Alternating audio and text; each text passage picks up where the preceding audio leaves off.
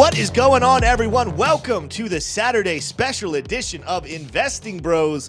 We have got a great show lined up for you guys today. We're talking the price action, the news of crypto, talking about the dump that we saw yesterday. I'm surprised. I didn't think we were going to go that far that fast, but we did. However, we hit a lot of our major low levels in still a bullish scenario. So the question we're going to be asking today, is the dump over? Is the top in at 49,000, or do we have further to go to the upside? What are the best and worst case scenarios that you guys can be planning for as you are trading, investing, and getting ready for this explosive bull market? We also have a very special treat at the end of the show. We're going to be bringing on a special guest, one of the big community members over in our Discord. Ada Ace is going to come on and show us how he's been making money in the Cardano ecosystem. Whether the price goes up or down, you're going to want to stick around for the entire show. But before we get into all of that meat, I'm going to introduce my co-host for this morning, Mr. Tshroom from down there in Gainesville, Florida. Tshroom, there's a dump yesterday, but how are you feeling? I'm feeling better than I deserve, Tim. I found a new energy drink over at the dollar store, so I've been pounding away at it. This is Meltdown Energy, 225 milligrams of straight up caffeinated liquid, baby. Let's get into the quote of the day. As you can tell, I've got a little more energy than usual. You do. Hey, here we go. This quote, just as a little note, applies for women too. It is impossible for a man to learn what he thinks he already knows. Epictetus. We think about that one, true. 100%. I 100% agree with this quote. It's one of those things, even the things you know, you need to continue to keep your mind open to potential change, especially with scientific findings. One of my favorite shows that I've ever watched is Always Sunny in Philadelphia. And this show is absolute nonsense, right? So don't watch this show if you want to learn something brand new. But there's an episode that they make fun of the fact they're arguing God versus science. And they're like, well, how do you know that science is real? Like, because every major smart scientist says that it's real. He's like, oh, really? What about like thousands of years ago when they thought the world was flat? What about when we thought that the sun revolved around the earth? What about when we thought that all this? It's just like pretty much the whole thing is like scientists who are the smartest in the world, they're right up until they're wrong sometimes. Yep. So always got to keep your mind open for new information. I've got another quote pairing because this quote goes very nicely. Two quotes with a bubbly Chardonnay. I love it. It goes well with the only thing I know is that I know nothing from Socrates. And of course, the Christian amendment to that would be, the only thing I know is that I know nothing, and that Jesus is the Son of God. So we'll leave it there, Tim. Amen. Amen. Well, Tshroom, before we get in here, this is a Saturday special edition. We're going to be talking crypto, but these are the days to kick back and just live life, talk. How was your week this week? Anything crazy going on in your life? Oh yeah, man. I've just been trading on Blowfin, having some mixed results as always, but doing pretty well, making a little money. Blowfin, obviously, one of our affiliates. It's our main exchange partner. You can find the link in the description. I've been hanging out with the dogs a lot, working from home, so spending time with my little pooches. You can see pictures of them on my Instagram at Tshroom. Let's see, what else have I been doing? Tim, today I'm cooking my very first turkey. So we had a family member on Amanda's side who they raised turkeys, and they gave us one of their turkeys. So it's been frozen in my deep freezer for about a month now, and it's all thawed out. I went to the store and bought all the stuff that you put inside the turkey, and this is my very first time doing it. So I'll definitely be tweeting out the results of that, and we'll be having some fun and probably eating some turkey before the sun's down. Yeah, well, I've been messing with a deep freezer of my own this week. But not in the same way as you with a turkey in it. Instead of a turkey going into the freezer, Tim's been going into the freezer. We here at Discover Crypto, we made a cold plunge out of a deep freezer. If you look online, there's ways to do it. I didn't do it. Someone much smarter than me who did it correctly. His name's Brian. He did it. Did a great job. So this week on Monday, I committed to doing a cold bath every single morning. Starting off, I was doing like 3 minutes. I think Monday and Tuesday, I did 3 minutes in it. Then I went up to 4. Then yesterday I did 5. And today I was like, you know what? It's Saturday. Let's go for it. Kind of look like 60. That? Yeah, that was me, actually. That's a picture of me. I look much different in my You shaved your beard. Yeah. So today I did 6 minutes, and it was very fun. Very, very fun. But I'll tell you what, we're going to talk a lot more about this kind of stuff. Guys, we're going to make a lot of money in crypto, but I want us all to be doing very well in every area of our life. And I'm telling you right now, Tshroom, I've been reading. The reason I'm doing it because I've just been listening to and reading a lot of the health benefits of cold plunge, cold exposure, a lot of other things in your life that you can do to just maximize. I'm not going to lie to you. I feel like this has been one of the most productive weeks of my life. Oh, well, that's not me, and hopefully that guy's wearing pants.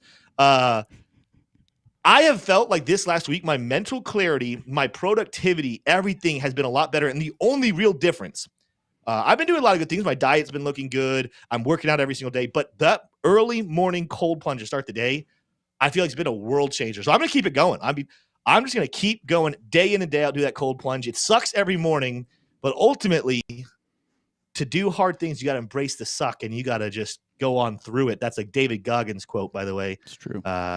And man, I'm excited about what the rest of this year will look like from everything else. But with that said, it's a good week. Let me know in chat because we want to talk more about this. We're not just talking crypto. Let's talk about ways to bet ourselves. What are things you guys do to increase your productivity, to increase your wellness, your health, your relationships?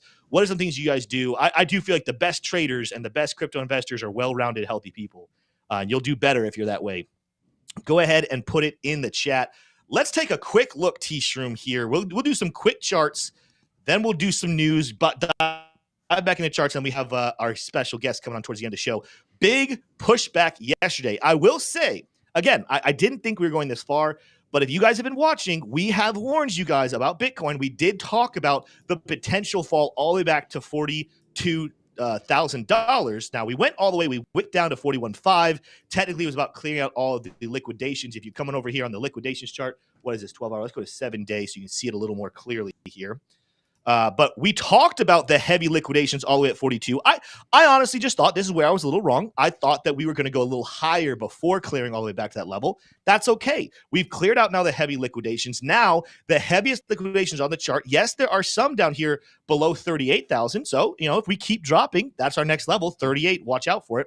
But the heaviest ones are actually sitting up above us, actually above $50,000. So we'll discuss that later on in the show. Which direction are we going?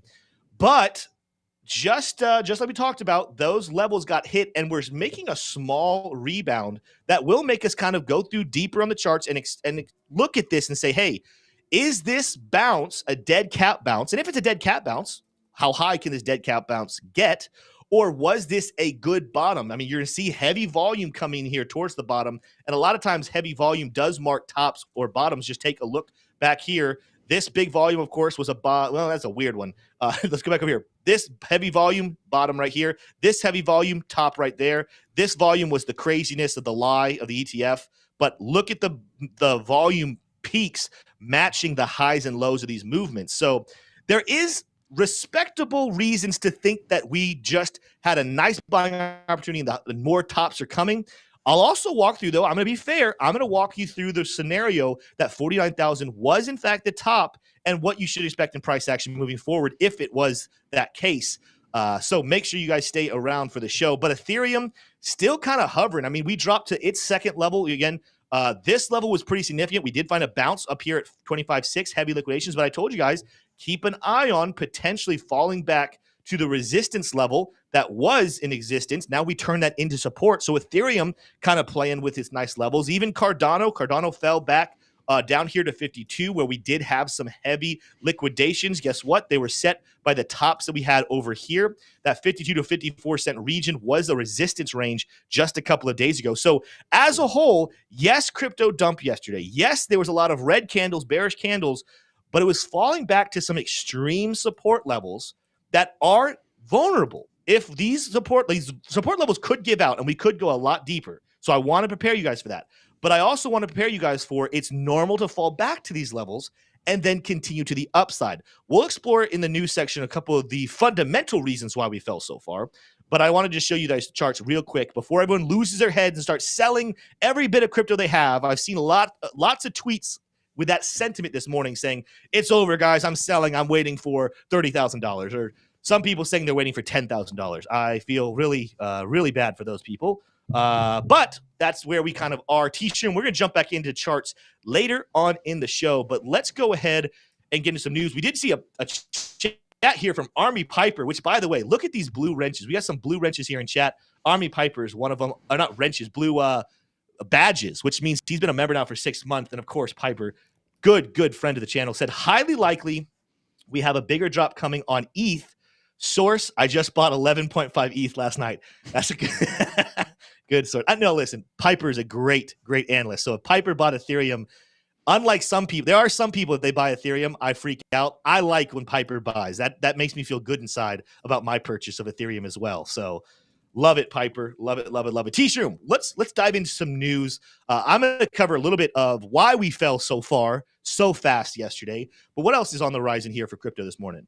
Absolutely. Well, I was hoping to see 700 on this screen, but not quite yet. You guys go over here and subscribe to Piper Academy. He's almost to 700 subs. Let's get him up there.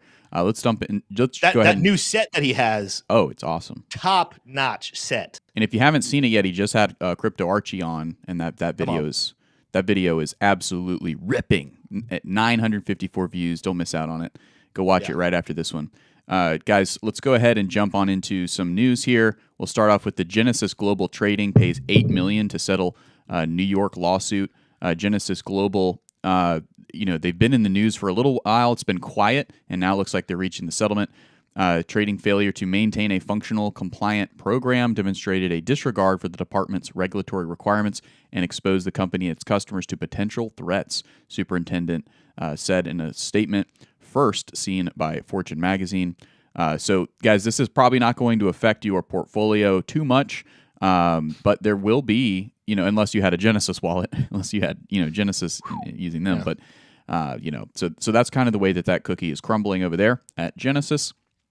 And then the SEC statement on the hack of its X account. It looks like that's been published in the resulting fake Bitcoin ETF approval announcement.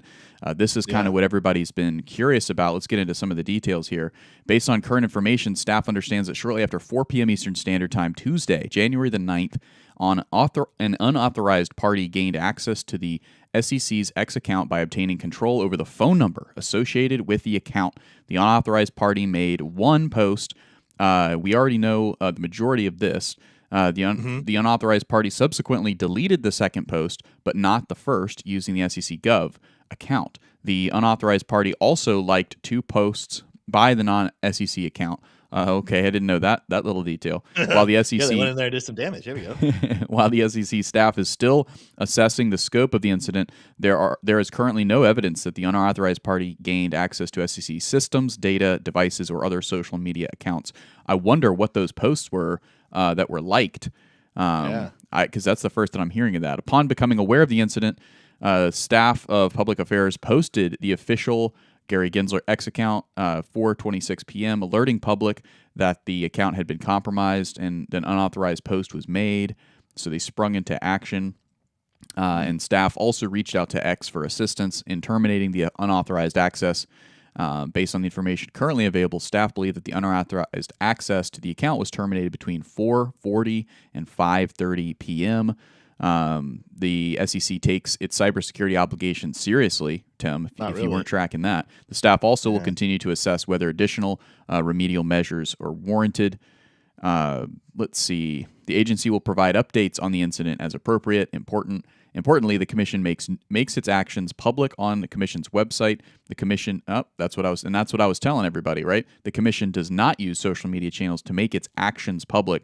Social media posts only amplify announcements that are made on our website. So the one that crashes, when the best information that needs to come out comes out. Yeah, exactly. So when they're not crashing the website, they are using it for some governmental sanctioned approved purposes. But I gotta be honest with you, that did not really give me too much insight into why.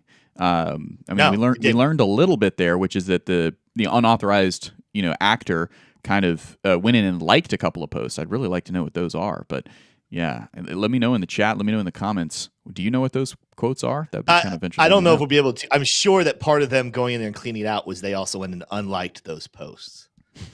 because you can go out because you can check what accounts are liking. I mean, I don't know if you guys knew that on Twitter or not, but there's no way that those likes are still up there. Yeah.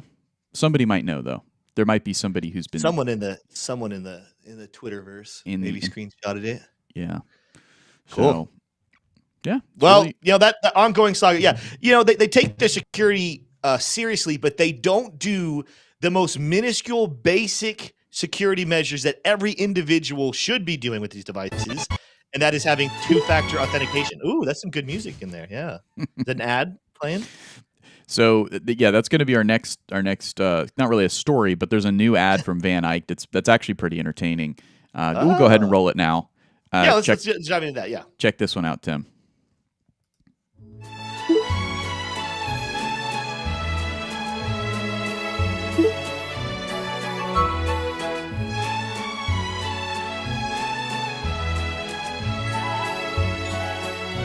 So it's just boilerplate from there, but pretty simple to the point. We were talking about Always Sunny in Philadelphia earlier. That's like a rip-off Always Sunny in Philadelphia theme song right there. Yeah, exactly. So it's essentially like it's kind of a conversation between somebody and their mom. How can I buy Bitcoin? It's easy now. Yeah. There's these ETFs. Search for the ticker HODL. Thank you, pumpkin. Which is the exact conversation I had with my mom. No, but I do have some friends who've been buying Bitcoin over the last 2-3 months, and that's how I told them to buy. I said just buy BITO, right, which is the futures ETF, and that so far has turned out to be the best decision. They also bought some miners, and they sold the top of the miners, which is great. So, my orange pill disciples are doing quite well in these markets so far. So they're also pretty sophisticated investors outside of crypto. So. That helps. Yeah, that's part of it. Yeah. Is there any other stories here? I know we're going to cover, why did Bitcoin dump in case people did not know. I think this is pretty wide held knowledge at this point, but in case you did not know why it dumped, it was because, again, as we're now having ETFs, people are selling their GBTC. Grayscale is even transferring it some. You go to my screen here, Tshroom. There's a tweet put out yesterday that what did I just hit? I did not mean to hit that. There we go. 4,000 Bitcoins worth 179 million have been shifted from Grayscale's Bitcoin Trust into Coinbase. So why is that happening? That's because they want to transfer out. You move money onto Coinbase, one of the bigger on-off ramps, at least here in the United States, more than likely to sell. Whale deposited 2,700 Bitcoin to Binance to take profits after the Bitcoin spot ETF. The Whale withdrew they withdrew it on October 7th of 2022 and 2023, December 29th, an average price of $19,337. Yeah, so what we're pretty much seeing here is a very big transfer of money from GBTC, getting ready to buy the discounted ETFs. And some people are going to sit here and say this is really bad. This was a sell the news event. Listen, someone literally just said, Paul C said it was a sell the news event. Somewhat it was. I don't think to the degree that everyone thinks, though, because here's what people need to understand. Again, volume, we talked about this a little bit yesterday. Volume is communicating that this ETF filing and approval was a massive success for Bitcoin. Now, the price action dipped. The price action fell. Let's go take a look at the exact percentage here on Bitcoin. I think yesterday we were tracking it was closer to 12%, but we hadn't gotten all of the damage done. So at this point, from that top down to the bottom, we are now looking at a 15.5% fall in Bitcoin's price. All right. That's really, when you think about it, it's not really that significant, but it is something that people, are going to look at and say, hey, that's the problem here. Ultimately, though, here's what we do need to walk away from. Even though the transfer of money and the transfer of what happened dropped the price of Bitcoin, the increase in demand that we have seen in the volume that we're watching play out is very, very bullish. And while a lot of the big buys are now starting to happen OTC, meaning over the counter. So, all these companies with these ETF filings, they have to purchase Bitcoin. They did it via OTC. So while we're not seeing a bunch of inflows of buys and we saw an outflow of sells, that's why price dipped. Those entities that just sold their Bitcoin OTC, one of them, for example, being Coinbase. There was an article I saw yesterday saying that Coinbase has sold $7 billion worth of Bitcoin OTC this week. That's a lot. That's a lot of money. That money did not affect the price whatsoever. Guess what that means, though? Coinbase's reserves are low. And as more demand comes in, it's not going to be just people buying the ETFs. People are going to start flooding to the exchanges to buy Bitcoin as well. Coinbase is going to have to reload their bags as well, and they're not going to be able to do that OTC. They're going to have to reload their bags, buying it the old-fashioned way from other servers that will affect price. So I want to make sure people understand, as bearish as the price action has been, this is still overwhelmingly positive and overwhelmingly bullish for the long-term price action of Bitcoin. Same with altcoins. We've seen altcoins. They dipped in price here as well. There was a big sell-off yesterday just because that's kind of how the markets have gone. But a lot of interest and a lot of volume pumping into Ethereum, Cardano, a lot of the layer 2s, a lot of bigger layer 1s. Of course, bigger movers yesterday. We're looking at Sui. We're looking at Say. We're looking at ones that like, hey, the demand for crypto is still very, very high. And no matter how much further we fall, again, I'm kind of in the camp. I'm going to just go and tease it here. I'm still kind of in the camp that I think that we will still see some green days ahead of us or the next couple of days. Long term, a lot of green days. But if anyone's sitting here saying, Tim, we didn't bottom out, we're going below 40,000 next couple of days, we're going to go down to 31,000, I technically kind of disagree, but we could. I could be wrong. We could go down that far. It's still going to be bullish after that. I'm going to explain why that is, but I'm also going to lay the case out for why I could be wrong. I'm going to show you guys both arguments for a bounce back up to 49,000 or in a higher, or arguments for saying 49,000 was the top and we could be heading down the next couple of days. I want you guys to decide for yourself what you think. This is the crypto market where literally anything is possible at any moment, but there's arguments to be made for both sides. Either way, the point, taking all that aside, I want you guys to know the future days, the days ahead of us in crypto are very, very bright based off of what we have seen happen in the last couple of days. Whether Bitcoin falls to 31,000, whether crypto like Cardano falls back down to like 40 cents or Ethereum falls back down to 1,800 or any of this stuff, there is massive demand flowing into crypto right now. And I'm very excited from a long-term hodl bags. Yeah. Do not fear, do not flood out, do not become weak hands, do not fall for any lies. I bet you in the next couple of months, you are going to see some increased articles and stories of people trying to scare you to sell your crypto. But that is just because BlackRock wants your Bitcoin. They're going after now your Ethereum because they want to file for an Ethereum ETF. Whales wants your Cardano, your Solana, your Matic, your XRP. They want your holdings. Yeah. Don't sell it to them.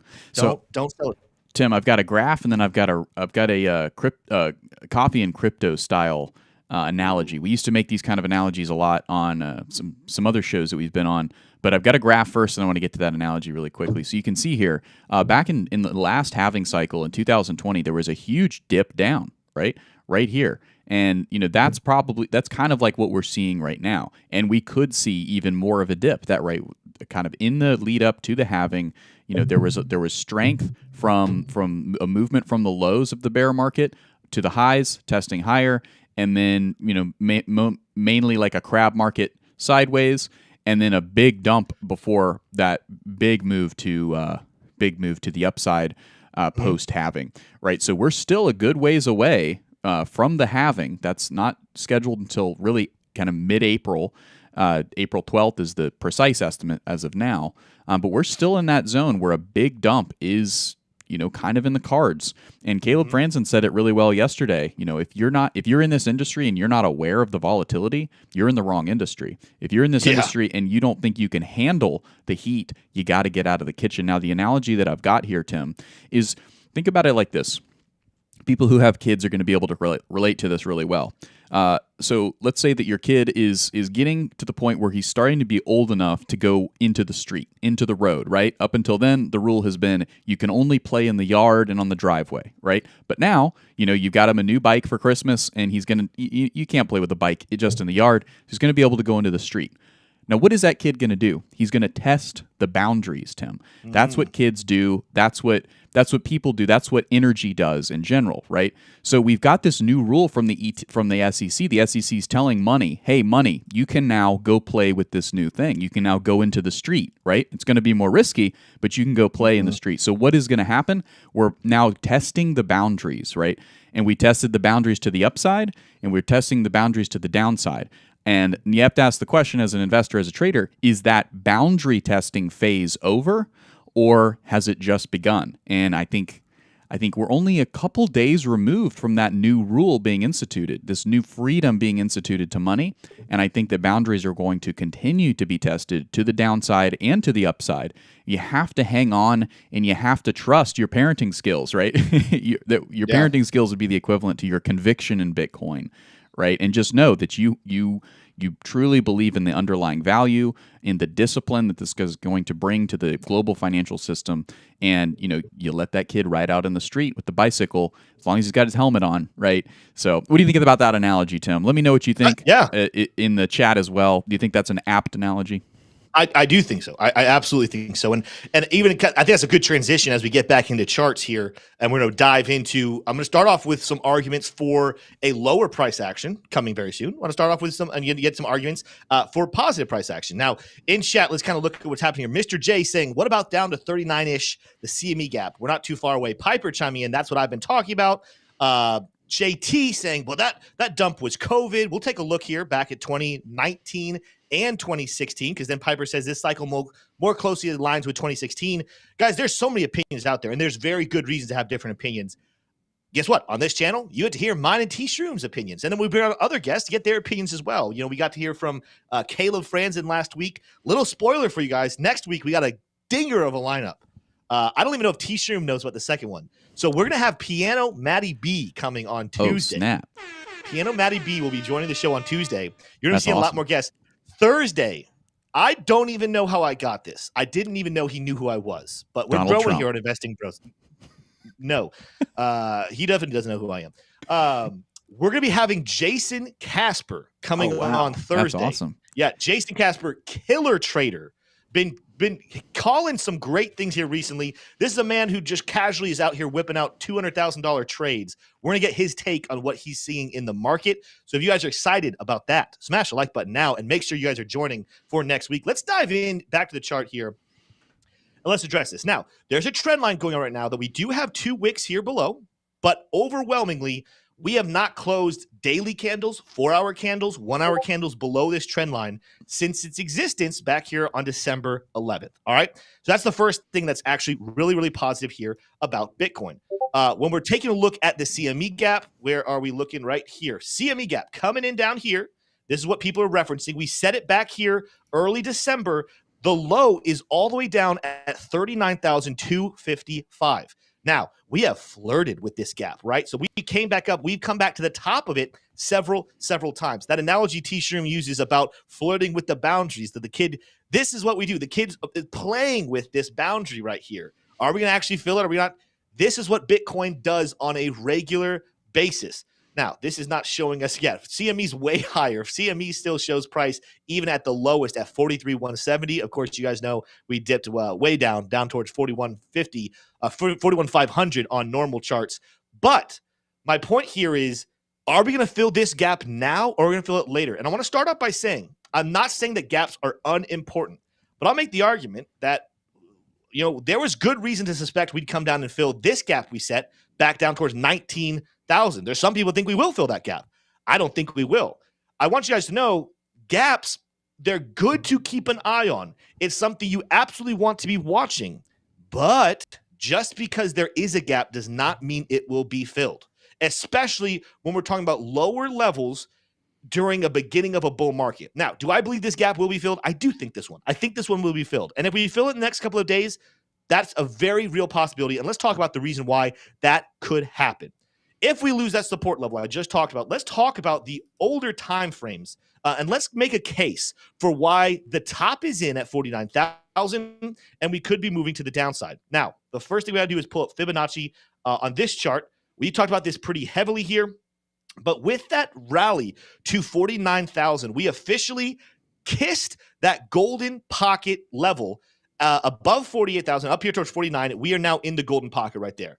Why is this bearish? Well, you've actually seen this happen twice before. All right. So let's go back to 2019. We've talked about this before. Guess what level that pre-halving rally had? I did grab the wrong indicator. I don't know what I grabbed right there. Let's do this again.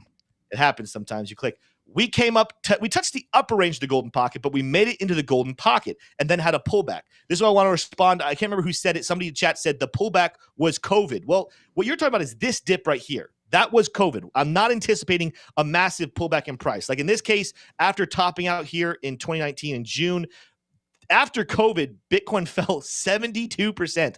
I am not predicting a 72% dip. What I am predicting is somewhere closer to 30 to 40%, because before COVID was even a thing, we pulled back 53% on Bitcoin. I don't think we're going to pull back 53%. I don't think we have to pull back that far. But I am seeing here, even before COVID was a thing, we had a golden pocket touch and then a pretty decent sized crash in price that brought the price level back down to a former level of serious resistance. That level is something to keep an eye on. In this case, we're looking at something around $31,000, $32,000, that range. So could history repeat itself? Well, let's keep going back here. Let's go back to 2016. Even back in 2016, we had a significant pullback after the golden pocket. Now, we didn't quite get a touch right here. We got within the ballpark. Let's just go ahead and be a little, let's just give it to them, right? Let's just give them the benefit of the doubt. Bitcoin got to that golden pocket, had a nice pullback here. How far did we pull back here? What date is this? June of 2016. Pulled back 40%. This is one of the things we talked about. Never in the history of Bitcoin have we seen we did not see at least one 40% pullback in this not quite a bull market happening. And it happened after touching the golden pocket. This is what Piper was referring to. He believed that this market looks a little bit more like 2016. And here's the case for it. Here's the reason why that could be a decent argument. Look at what we've done here. We bottomed out really early, had a little bit of a rally, kind of camped on this range, and then started a new rally to the upside. Versus 2019, we bottomed out and then started this rally like almost like nothing but up until we hit that golden pocket. Versus when you go to 2016, you do kind of have a pop up here and then sideways movement and then another pop up to that golden pocket. And then we have our pullback before the real bull market starts. So Piper, your argument there is decent. I think at the end of the day, you have to kind of mix the 2019 and 2016 situations, because we also didn't have a double bottom of our bottoms over a significant period of time. Back here in 2015, we had a significant time lapse. Like the first bottom came in January of 15, and then we waited until August, 8 months later, to double bottom there. Well, we didn't have a significant situation like that here in 2023. We just went ahead and bottomed out here in November of 2022, stayed there for a couple of days, and then we've been nothing but to the upside. That looks more similar to what time period? 2019. So when I sit here and we're trying to make too many comparisons to former bear markets to bull markets, you have to understand there's similarities we are looking for, but we're not going to see identical movements here. But I will say that is a trend and an argument that should be made, that in previous pre-bull market run-ups, we have seen a touching of the golden pocket followed by a significant pullback, one 40%, the other 50%. We've seen that happen, and here more recently, we have kissed the golden pocket. So that argument should be in play. This argument should absolutely be in play that we could have topped out, and we could be seeing anywhere between at this point, it's a more mature market, let's call it 30%. Anywhere between a 30 to 50% pullback. Let's take a look at what that would even look like if it were to happen. 49,000 being the top, what would 30% give us? 30% to the downside would put the price action back at around $34,000. If we went a little bit more significant, let's talk about that level I've talked about before, 31.8, give or take. We're looking at about a 35% pullback. 40% would pull us back to the range of about 29,400. And then, of course, if we want to go the full length of going 2019 and go 50%, we're talking about back down towards $25,000. This is all doable. But let's talk about potentially why this is not the right argument to be making. Maybe Fibonacci isn't the only thing we should be looking at, because, of course, we did not have ETFs back in 2019 or 2016. Both of these previous bull markets were fully based off of retail investors. We really haven't had massive institutional adoption. We had a little bit of it here in 2021, especially with Elon Musk and Tesla getting involved. But now in 2023, 2024, a lot of institutional money is at play. They don't like losing their money. Let's also talk about, let's just look at technical analysis. I want to show you guys, I kind of mentioned this yesterday, but here's something that I'm keeping my eye on as to why we could have a little further to go to the upside. Now, let's take a look mainly here at the RSI. I want to pull up the RSI and show you what it is doing right now. Again, if you guys watched the show yesterday, I kind of hinted at this. Keep your eyes on this. But we bottom out back here. This is really kind of where we're going to bottom out. I'm going to show you guys we're overextended on the daily chart RSI. We rally up to highs, overextended levels. We have our nice first big bulk right here around October. We rallied up to about 35,000 and started trading sideways, right? Even though price keeps going up, we pull back on the RSI back towards the mid-level and then rally up, setting a lower high on the RSI when price action hits $45,000. Well, this is bearish divergence. It's double bearish divergence. Now we've pulled back, and even though we set a new high, we have not gotten back into overextended territory here on the RSI. Some people are going to say, all right, well, Tim, that's it. That was the triple divergence. We're done. All right.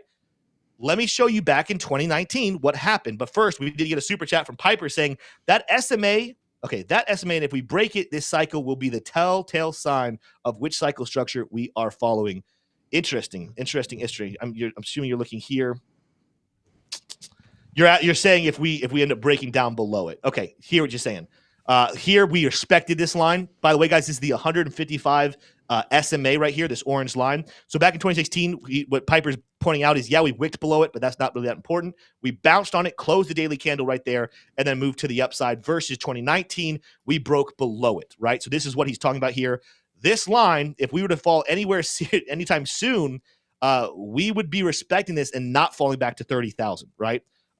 One reason why I think this might be a little bit closer to what we're talking about in 2019, but because I do think 31,000 should be hit, but I digress. Let's go back to this RSI argument. Good point there, Army Piper. Love that you said that. Let's go back to 2019, where we saw very similar RSI movements. All right, so we're bottomed out here. We rally up. We have our first big high of the RSI here at $5,400 price action. That's weird. It's almost like we're talking about Ethereum with a $5,400 price action. But that's what we're talking about here. Bitcoin rallied up to $5,400, set our first big overextended RSI movement. Price moved sideways, but the RSI dropped back down towards mid-level and made its second approach when we rallied up here towards this is the May date, up here towards $8,200. Now watch this, guys. We pull back down to not being overextended and make a small move back up to higher highs on price action, but lower highs that are not crazy overextended RSI. Pretty similar to what we're looking at right now, right? Where we moved back up high for this $49,000 price action, but we're not overextended really. There were several people that probably thought that this was the top. And look, this is a 20% pullback right here where a lot of sell-offs happened. Well, what happens? The RSI pulled back down towards the mid-level and then went on to spring to the actual high up here at 13,800. All right, look at that. A triple movement of RSI into the overextended range, but those peaks are moving to the downside, whereas the price action clearly moving to the upside. This was a triple major touch of bearish divergence, right? This is what I'm looking at and wondering, is 49,000 the top? I already showed you guys, as far as liquidations are concerned, we have some significant levels up here above 50,000.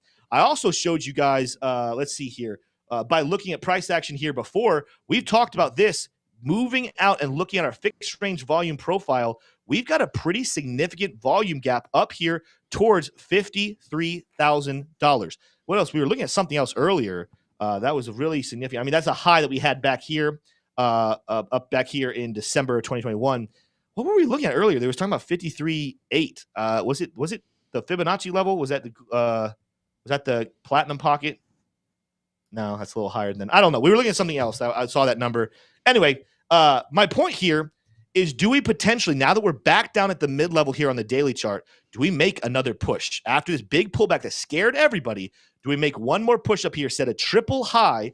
Now that we've had our daily chart. Now we've had our 1, 2, we need a third overextended head here on the RSI, and that would be more of a replication of what we saw in 2019. Now, it's a little different. Obviously, 2016, all these peaks are a lot more spread out. The RSI is all over the place. So in this situation, I am comparing it to 2019. This is the main question if we're comparing it to 2019, though, is what we're experiencing right now, is this similar to the moves we had right here back in May and June of 2019, or is this similar to the moves right here, in which case we're talking about the end of June / July of 2019? Now we're going to get into a kind of a middle ground. I've kind of covered why we could reverse and go to the downside from here, and then we could be pulling back pretty significantly. Let's talk about why, even if this was the top, that there could be bullish days here ahead. All right. So right here, let's pretend we're in this same situation and we have this nice pullback. Look at the price action right here. We top out. We have a nice significant pullback in price action, and then it rallies back up. You can call this a dead cat bounce. You can call this whatever you want. Either way, even right now, with so much blood in the streets and with retail freaking out, do not be surprised after this big dip and hitting significant levels of support. Do not be surprised to see a bounce back up to some of these levels. Let's come back here and let's turn on some of our lower time frame order blocks we're looking at here. There we go. So yeah, definitely have a big order block coming back up here towards 49,000. Maybe when you go all the way to hourly chart. Hourly chart might be where we see some more here. We have a pretty significant size order block back up here at 46,800, right? So let's just pretend this price action does. We found our support. We make our way back up here, and then we topple out. This is the same kind of dead cat bounce that we saw back here in 2019 when the top was in, and yet the price action made a nice bounce up kind of in a very confusing manner of shaking out the retail's money. Why is this a significant move that should be paid attention to? Because right now these ETFs are live, all of these massive institutions, they want your crypto. They want you to sell to them, but they want to shake everything out. And we've now seen a significant pullback. There's lots of people buying at this level. We're seeing the volume increase, right? Guess what volume increase means? It means there's just a massive exchange of money. Now that we've seen this massive exchange of money, there's no more sellers left to take the Bitcoin away. So now the best thing to do is pump the price back up, make everyone wanting to buy and then trying to take profit up here. They take profit, manipulate the price back down. That's how they shake you out and get your Bitcoin. I'm sitting here saying I still think there's room to the upside, guys. I still think we can get above 50,000. But even if we don't get above 50,000, even if 49,000 was the top, do not be surprised to see a significant rally back up again. Like I said, towards 46, almost $47,000. If you're sitting here very worried, maybe that's what you're looking and saying, hey, I'm going to kind of take my money now. I'm going to go ahead and take my profit at that level. Even if we go a little higher, I just want to make sure I get some profit and suit up. Because everything we're seeing, I do think we're going to be filling the gap at some point. I do think we're going to be going down potentially and touching 31,000. I do think despite the fact that ETFs are live, a lot of people want to say it's not going to be this way, but gold ETFs were a very big thing too. And gold ETFs took a long time, and I'd say that 6 to 8 months before the real hype continued, and there was a lot of volatility that kind of came into play after gold ETFs. I still, despite all the people I've listened to and talked to and asked a lot of questions to, I still feel pretty convicted that we will be seeing lower $30,000 levels.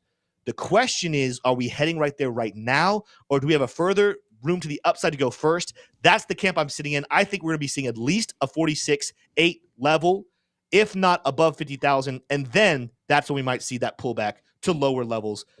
Tshroom and chat, I want to know what you guys think. We did see a super chat from Piper saying, check Miro. I've got it pulled up here. Yeah. Yeah, I've got it pulled up. It's having a good day, Tim. So it's done well since Archie dropped that pick over on Piper Academy. I believe it was Friday, so yesterday. So if you picked up that one up, you did pretty well. Miro is a meme coin over on Solana, if I'm not mistaken. So Bonk, giving Bonk a run for its money. I don't know exactly where they fit in market cap to market cap, but yeah, Miro doing real well. And Piper also celebrating 6 months of being a member here on the Investing Bros. So that's super awesome. 6 months of membership, guys. Yeah, you gotta love it. And if you're curious about becoming a member, it's simple and easy. You just go right here down to the join button, and you can click on that to learn more. Well, Tim, we've got a guest, we've got a factoid, we've got a lot of fun stuff left in the show. I want to do one more thing. Yes, we're about to bring Ada Ace on here to talk. I just saw a chat in here saying Fear and Greed says we're still in greed at 64. Of course, last couple of days we've been at 70. We've talked about this one before as well, guys. Let's remember this. Again, comparing to 2019. Not that this is the most perfect way to do this, but it's something to keep your mind on. Remember, we had a lot of choppy price action in the same area back there in that same time period in May of 2019. Where did we top out? We topped out up here at 94. Do we have to get exactly 94? No, but after a lot of choppy days and weeks, and we had some significant drops and then bounced back up, in this same range between 60 and 70, we had a couple of days shoot up into the 90s, and then we had our dramatic pullback in price action, right? So even that, we had a little bit pullback here, but we're sitting in a situation that, yes, this is greed, but we've seen this happen before, and we've seen a quick shoot up to higher levels in this pre-halving bull market before a massive drop back down. Keep your eyes on this. Just because we're still in the greed does not mean that the top is in. Like, this is not an argument to say the top is in. There's actually an argument to be made based off of history that we could see one more good shoot up, because clearly the market's been in greed for so long at this level, they're kind of becoming numb to it. Going higher is not out of the question. Yeah, absolutely, Tim. It's a good point. It's a good point to make. So fear and greed index, something we pay attention to quite a bit. But yeah, well, before we get into our factoid of the day, I think we've got a guest that we're going to bring on, and we can have a little fun with Ada Ace, our guest, and get into that factoid, and then let him rip. Yeah, I say if you just start off. How you doing? Man? I joked before we went live with Tshroom that we're going to start a new segment with Ada Ace called "Did They Just Kill a Crypto Trade or a Deer?" Between me and Ada Ace, and it's going to be a new fun segment we have. I'm excited. I'm excited to have you on the show. In case you guys are wondering, some of you might know who this is. He is heavily involved over in our Discord, doing a lot of great stuff with the Cardano ecosystem. And I know Cardano is down today, but ultimately the reason why we have him on is because, as you guys know, the best time to be buying is when there's blood in the streets. Well, the best time to be acquiring and doing some of these degen moves is when everything is so low and everyone's eyes are somewhere else and worried about big money.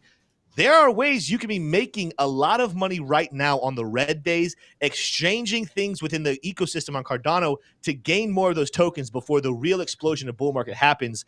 And Ada Ace is the master at that. How are you doing today, Ada? And let's dive into some of your tactics and what you're looking at. I'm doing all right, man. Getting ready for the cold down here in Houston. You know, we're not normally used to the amount of cold that we're doing, but we're going to be all right. So some of the things, the biggest thing that you always want to do is DCA. If you DCA in, you DCA out, you'll never lose. So that's some of the biggest things to always know there. Absolutely. I like it. Well, actually, I interrupt myself. I messed up our flow, Ada. Before we get into all your alpha, because this is going to be really good, make sure you guys are smashing that like button if you're excited. If you guys love Cardano especially, you got to learn some nuggets. I'm going to learn some nuggets here today. Every time I talk with them, I learn something new. Let's start this segment off with our factoid of the day. Let's do it. The elf took an off day yesterday, didn't even tell us. We had to dock his pay. But he's back. He's really apologetic. And so he's got a dinger for us today. Absolutely, Tim. Well, we'll get over to our factoid of the day, and that factoid is brought to you by NordVPN. You can get more than just a VPN with Nord. You get threat protection, meshnet, dark web monitoring, a dedicated IP, and it's one of the fastest VPNs that are out there. You can hide your IP with it. You get global coverage. Tim, you can get all of that and all of the other benefits that NordVPN offers when you click on the link in our description. It's really easy to find the link to NordVPN. You support the channel, and you also get a pretty steep discount. So that's really exciting. Yeah. That again, our sponsor for today's Saturday edition is NordVPN, and we're really, really glad to partner with them and really proud to be working with them. They're a great group of guys over there as well. Taking a look here at the factoid of the day. In Africa, the big five game animals are the lion, the African buffalo, the rhinoceros, the elephant, and what else? Is it A, the leopard, B, the zebra, C, the giraffe, or D, the hippo? Let me know. What do you guys think? Yeah, I'm C and D, I think, are going to be the two. I'm interested what Ada thinks. I'm tempted to say giraffe, but I don't know if giraffes. I mean, obviously, I think almost every animal on this list is close to extinct. So I was about to say maybe the giraffe is close to extinction, but that might not be a thing to even care about. I think C, giraffe. Hippo's tempting, but I think C, giraffe. What are you thinking, 8 I'm going to go with B. Zebra, as he called it, a zebra. The zebra, I like it. Okay. The game animals. Okay. All right. So I'll put a capital A here for zebra. Yeah. And which one did you say, Tim? I'm thinking giraffe. Giraffe. Okay. All right, we got them locked in there. We got the answers locked in. We'll come back to those in just a second. But yeah, so now we're gonna kind of get locked in and listen to Ada Ace. He's got some awesome insights on the Cardano ecosystem. Ada, why don't you tell us about those now? All right, guys. So there's a bunch of different ways that you can keep making money even in the down weeks, especially with the way that the Cardano native tokens don't really follow the traditional markets or the bigger crypto markets like Bitcoin and Ethereum and other things like that. But the biggest thing to know is that there's liquid staking on Cardano. So even though you have your tokens and you have them staked, you can keep using them. You don't have to unlock them or anything else like that.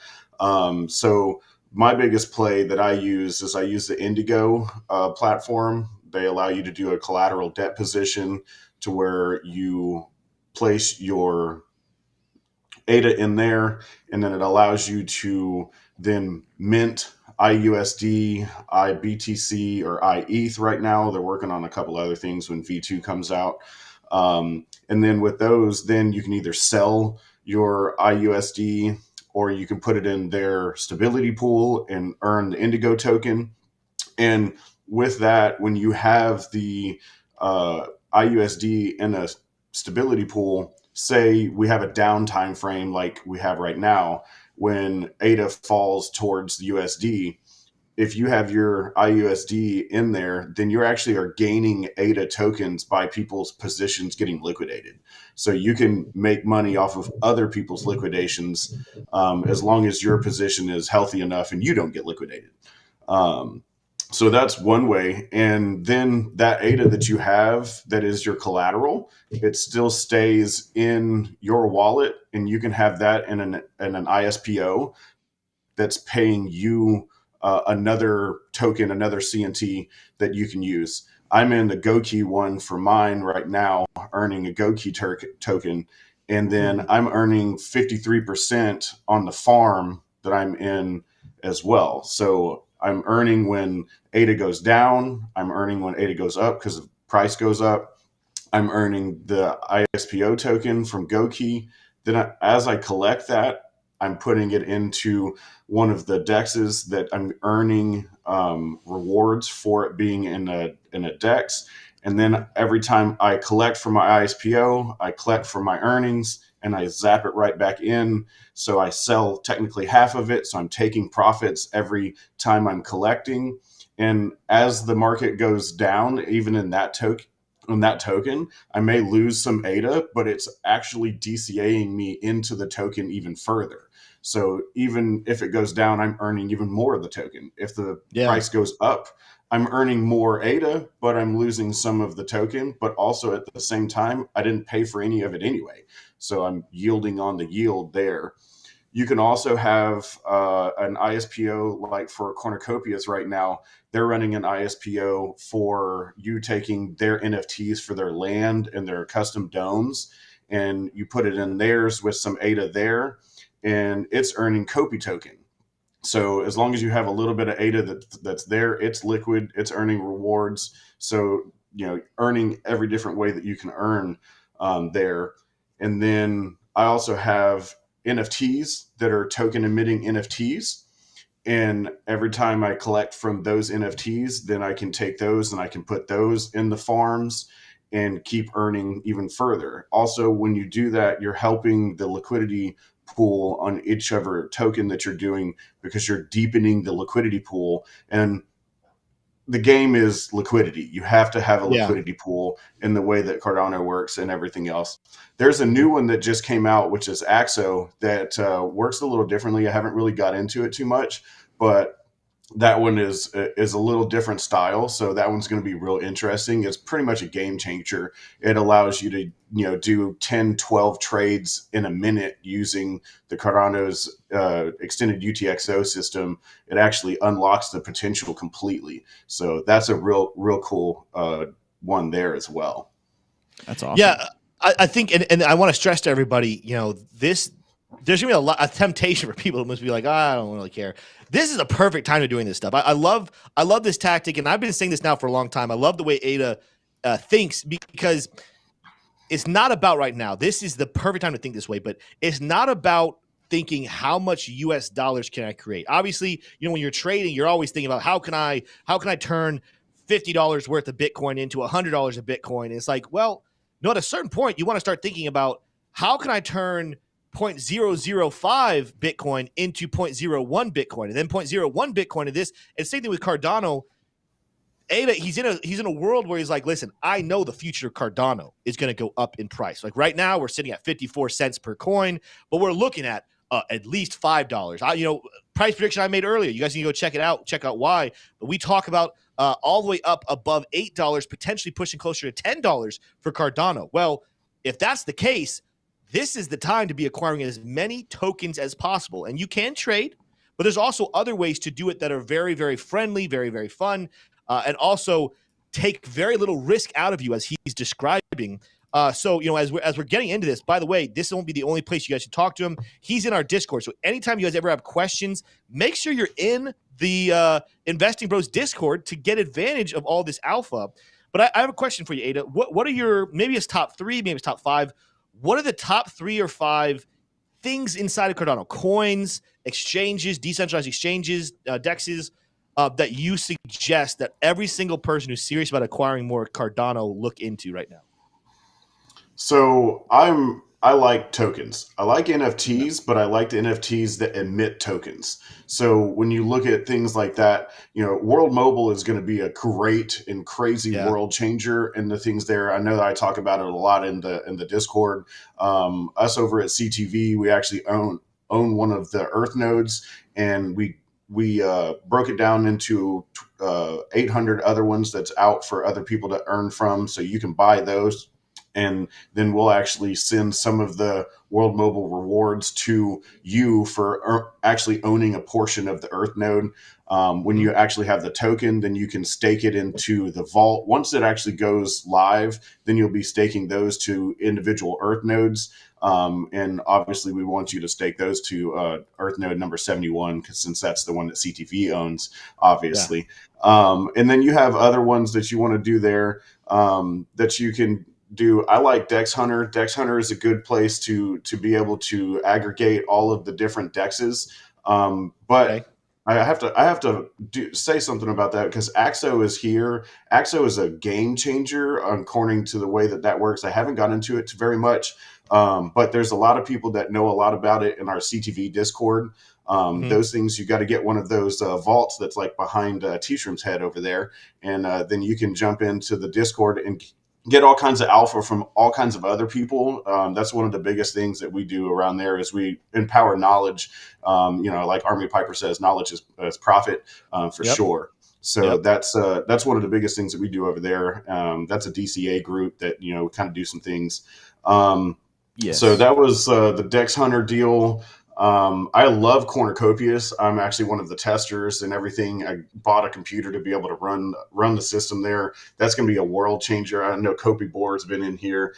He's a big guy in the Cornucopias Discord and everything. Cool. So Cornucopias is a real MMORPG deal. It's a live game. They're still in pre-alpha testing. So it's obviously, got some work going on. We just did a couple of different deals where we, let them know some of the things that they could, update on, some ideas, but they're going to be releasing updates every month. And, the two co-CEOs, they come on and do a COPI Cafe deal. It's one of the only places that I've ever seen CEOs come out, be public every week and drop new things, tell them what they're doing. Hey, how we're doing. We're, hey, there you go. Cornucopias right there. And that they're, bringing in new people to work, to build. They're building. It's only on the computer right now, but they're going to go build out to be on the computer, on TVs, on your phone, on consoles. It's going to be everywhere. Literally, this is the biggest game that I'm in my own self. I'm not really that big of a gamer, but it's really cool that I can even have my kids play with me. They get involved with it. They like it. You can own one of the NFTs, and like I own one of the vehicles. In my vehicle, my NFT that I own, I actually get to fly around the racetrack and race my own vehicle that is an NFT that I own. And then when I don't want it anymore, I can put it on JPEG Store or any of the other NFT marketplaces, and then I can sell it and gain some of my ADA back, or actually make a Yeah. profit. So that's a big Yeah. deal there. Awesome. I've Very got a cool. couple of explosions and injections and kind of disclaimers here. The biggest one that I'd say is if the last like couple minutes of what Ada Ace has excited you, is what he said excited you, there is a great place to get connected with that. That's going to be in our Discord, but also in the CTV Discord as well. In the CTV Discord, they're very knowledgeable about everything that Ada Ace just said. But in our Discord as well, you just type at Ada Ace, and he will be summoned, and he'll help you out with any questions you might have about that. I never sleep. I never sleep. And CTV Discord is linked in the description. It's the first link in the description, right before our NordVPN sponsor opportunity link. Now, a big disclaimer. Every project that he just named, and he dropped probably like 25 different projects, whether it be Dex Hunter or cornucopias. In crypto, there are fake versions of almost everything. So you need to be very, very careful. And a mistake that people make a lot in crypto is typing in just the name of what they hear on YouTube, and then they just click the first search result, connect their wallet to it, and boom, they're totally drained. Don't do that. Make sure that if you are actually interested in this and excited about it, contact us in the Discord. I will direct you straight to Ada Ace, right? So go ahead and summon him in the Discord, or go ahead and go over to the CTV Discord, only clicking the link that's in our description, right, to find that.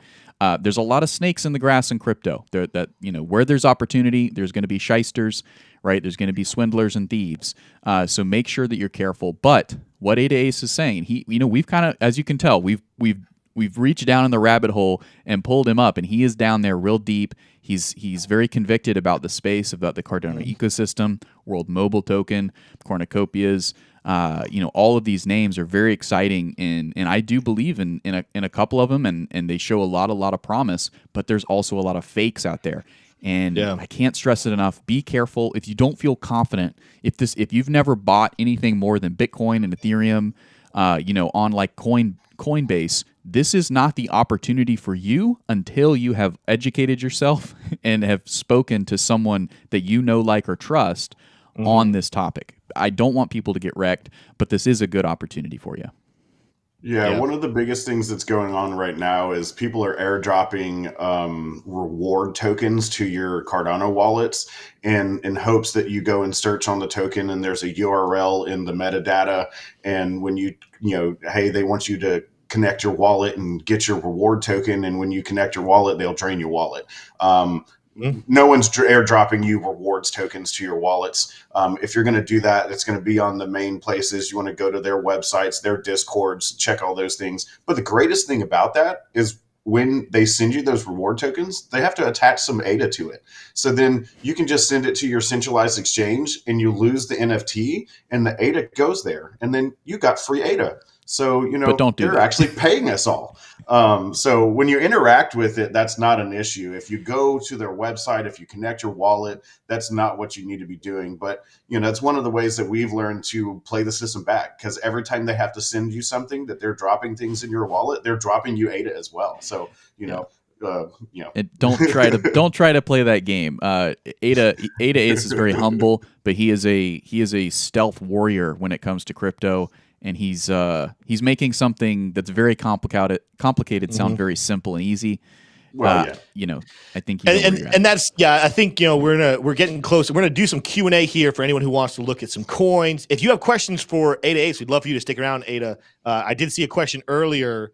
Someone said, and we might have to go more in depth on this one over in Discord. But someone has asked, how do you spot a good Cardano project? This is actually a good question. I had to ask Ada something this as well. Someone reached out to me saying, hey, we have a new Cardano project, and we'd love to partner with your channel. I'm like, well, I'm not doing anything unless a project is any good. So I go to this man right here.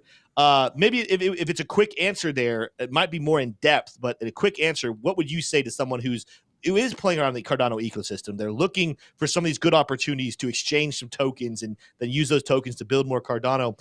What are maybe a couple of hacks that you have found to say, hey, this is what I'm looking for to look for good projects in the Cardano ecosystem? So you always want to look for a locked liquidity pool. So if they have their tokens locked somewhere, they have them burned, the LP tokens burned somewhere, or that you trust the project, you jump in their Discord, ask a bunch of questions, see how many people's in there. Yes, you can get lucky and get early and be in those projects like that. But those are small tokens. You want to go look at the places like Tap Tools or crypto track and be able to look at the data on how many tokens are out. Is there still like 90% locked by the project? Do they have a bunch to dump or other things like that? How many are open and out on the market? There's a couple of things. The quick answer is it's not easy. But ask questions, get information from other people, but mainly jump in their Discords, because that's where Cardano lives. Cardano lives on Discord. We don't Reddit, we don't other things. It's on X and on Discord, but Discord is where we live. We work and live and every day are in the Discord. So I have almost 45 different Discords I'm in from the different projects or different things like Investing Bros or other things like that. So it's pretty interesting. There's a lot that you can go down there. I don't know what 4,200 tokens that are out for Cardano. So and let us know in the comments. Let us know in the chat as well. But let us know in the comments. Do you want to hear more about this Cardano ecosystem? Is this intriguing to you? Do you feel are you very experienced in this? Is everything that Ada Ace is saying, is this something that you've done and you're his buddy? Let us know in the chat.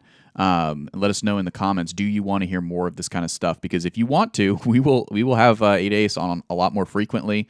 He's making money right there, and he's learning. That's the most important thing, is he's learning about the future of decentralized currency, and that is really, really valuable. He knows leagues more right than anybody else I know, or at least he's vocal about it. So there's a lot to learn. He's a wealth of knowledge, and we love having him on for sure. Yeah.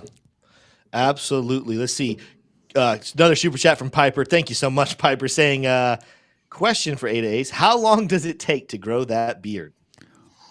Well, so after COVID, since I'm actually traditionally a medic, after COVID, when we had to trim it down and keep it like that to be able to keep our face mask on for all the COVID stuff, I never trimmed it again. I do trim it, but I never shaved it. So it's just kind of been an ongoing thing. When it gets a little crazy and wacko, I trim it up a little bit. But, essentially since the end of our deal with COVID about a year and a half ago.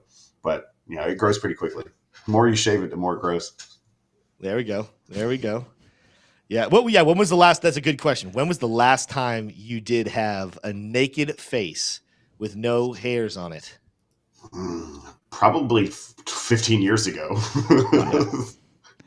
I'm trying to think. Even during COVID, I cut it down to a quarter of an inch. There was still hair on the face there. Yeah. Mine, I don't think it's 15. I think mine's going to be somewhere. I think when I was 20, I was like, let's just see what this looks like. I hated it. It looked like a baby. So I'm going to say, I think mine is 9 years. I have had hairs upon my face for 9 years. And I think that record is going to continue to grow until the day I die, unless for some reason it gets burned off in a fire or something. So I see people asking about Axo. So Axo, when you want to trade Axo, you want to go to Axo and trade Axo, because that's the only place that has a deep enough liquidity pool. Awesome. And again, there's going to be varying levels of knowledge. Some people, Ada's speaking your language, you know exactly what he's talking about, and you're hearing about some really awesome new opportunities. Other people, you might be listening to him and he might as well be speaking Japanese. We get it. Everybody's at different knowledge levels. Here at the Investing Bros, we try to appeal to everybody, right? And today, we have kind of catered more toward the heavily experienced folks, and that's great. If you're a noob, I would strongly, right, and what do I mean by noob?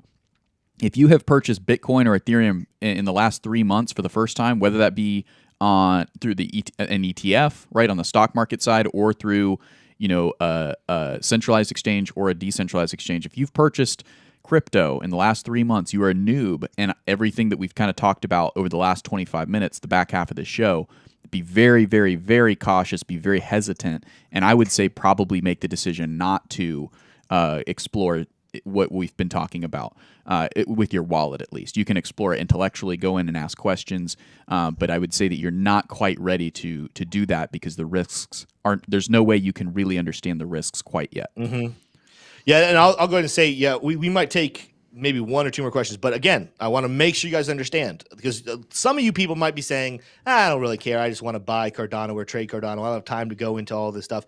But for those of you who want to, again, if you want it in depth, you can always get a hold of him in Discord. I saw someone question, like, what are the other Discord channels? I'll tell you right now. Just come into the Investing Bros Discord. Yep. Like Tshroom said, it's like a genie. Just type in @AdaAce. Ask him questions. He pops up to answer your 3 wishes, and he can tag in some of those great Discords that he's involved with to get you in there. And you can do that in the general chat. It's a free chat. You don't have to be a member. But if you are a member and you chat in general, it's even better. It chats even harder. I saw someone say, like, hey, is there going to be a channel coming out? I mean, would you consider starting your own channel to do some Cardano education? It's something I've kind of thought about. My kids really want to do a YouTube channel and everything. I've kind of thought about it. I've kind of got into it a little bit.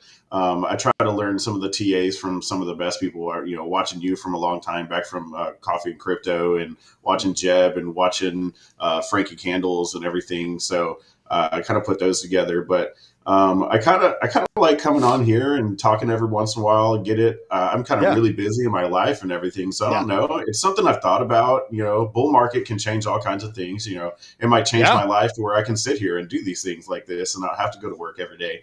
But currently, right now, I still have to go to work every day, so it's a little difficult. Has CTV talked about starting a YouTube channel? I don't know if we've really talked about it and everything, but we like to keep it behind the NFT.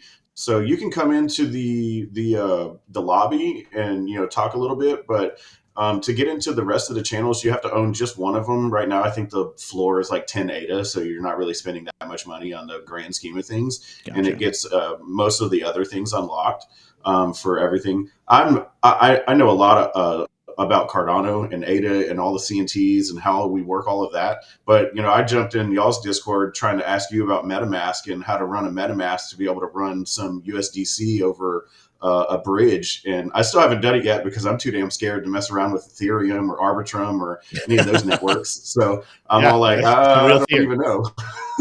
That's a real fear for sure. Yeah. Awesome. Definitely.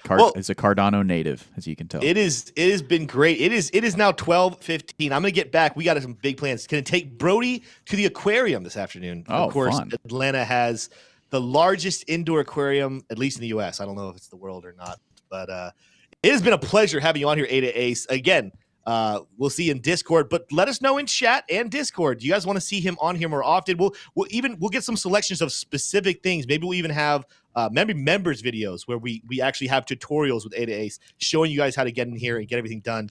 He is a world of knowledge in that Cardano degen game. And as you guys see in chat, you're seeing all these blue names shouting out. He is a fan favorite over in our Discord. So make sure you guys are over there talking to him. We got to get the answer to the factoid of the day. That's right.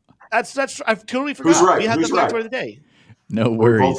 The answer to the factoid of the day is brought to you by NordVPN. Of course, we got a link to their services in the description. Great opportunities there. But the answer is neither of what you picked. The answer is actually the leopard. So as you can see here in Africa, the big 5 game animals are lion, leopard, rhinoceros, elephant, and African hippo. They are all part of the charismatic megafauna. Buffalo. You said hippo. Buffalo.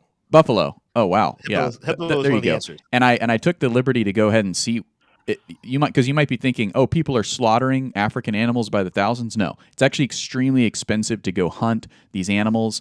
As you can see, the lion, a single tag for a lion, a male lion is $30,000. For a rhino, it's almost $50,000. Leopard is actually kind of, it's a little bit more of the eco hunt. 5,000. It's only $5,000, and you're still paying for your flight over there. And this is not even including the safari fees. That's just for a tag.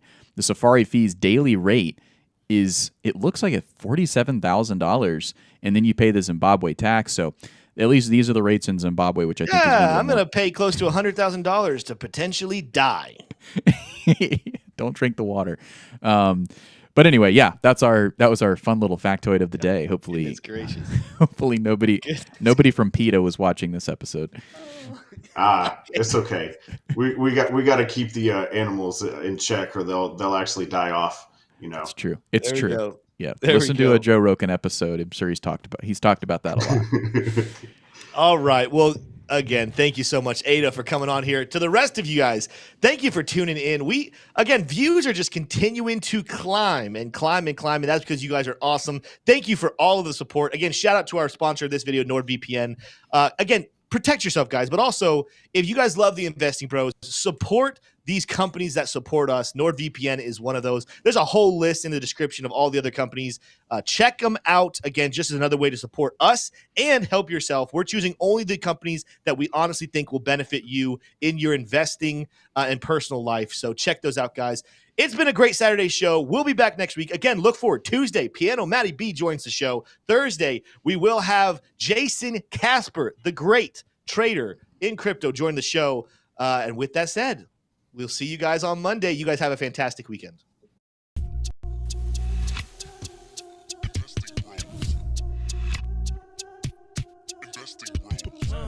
Trying to make paper, turn that better than cake. Money like Lego, connect the dots, stack bank. We are investing bros. We are investing bros. Army pipe, lethal on trade. Entries and exits, worthy of praise. Tim, the professor, the TA. Shout it out loud on the PA. Tshroom's news got the word. Doing better than what he deserves. Beamer, leave no evidence. Soon fly coop with his dividend. Trying to make paper, turn that better than cake. Money like Lego, connect the dots, stack bank. We are investing bros. We are investing bros.